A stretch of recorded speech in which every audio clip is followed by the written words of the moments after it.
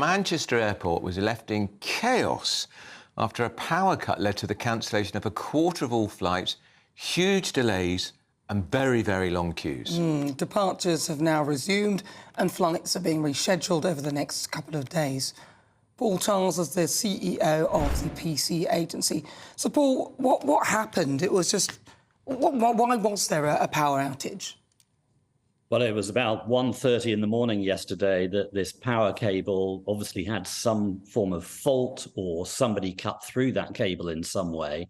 And it led to, obviously, most of the systems going down at Manchester Airport. And it's the worst time it could happen, because 1:30 in the morning, it's very difficult to get hold of key suppliers, to get hold of some of the airlines whose flights are due to go.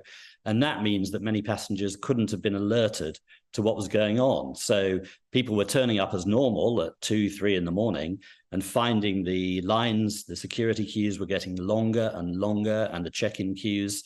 And of course, they had many issues for the rest of the day. God, what a nightmare. Paul, we had an outage a few weeks ago which caused massive disruption. Is there any suggestion that the power outages are potentially anything to do with cyber warfare, our friends in Russia and other places trying to cause problems in this country? I don't think there is that suggestion at the moment, Andrew. I think this was purely, from my sources, somebody cutting through a cable in some way. There was some work being done overnight at the airport. But it's interesting because there have been many issues recently at Birmingham Airport, another one of Britain's major airports, regional airports, with lack of resourcing, with systems going down, with massive queues. And so there's a real infrastructure issue that needs to be addressed, I think, at many of our airports, whether they are resilient enough, whether they have the backup systems in place to be able to cope with an issue when it happens. And you have to ask why Manchester did not have the relevant backup systems in place to enable the systems to keep going despite that cable fault. And it is one of our biggest airports, after all, Paul.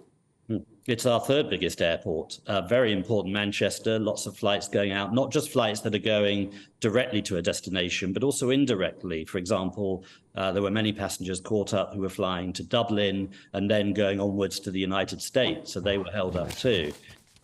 It's good the airport apologised very quickly and has said there will be compensation for those who are out of pocket, which is the most important thing for a passenger, of course. But there are still many problems today, not necessarily with delays or cancellations, although there are some delays, but mostly with baggage. And for those that have checked in baggage, it could be some days before they get their baggage back, and that is obviously very frustrating. I hate that. Paul Charles. The end of the world. Thank you very much. He's the CEO of the PC agency and an aviation. And you just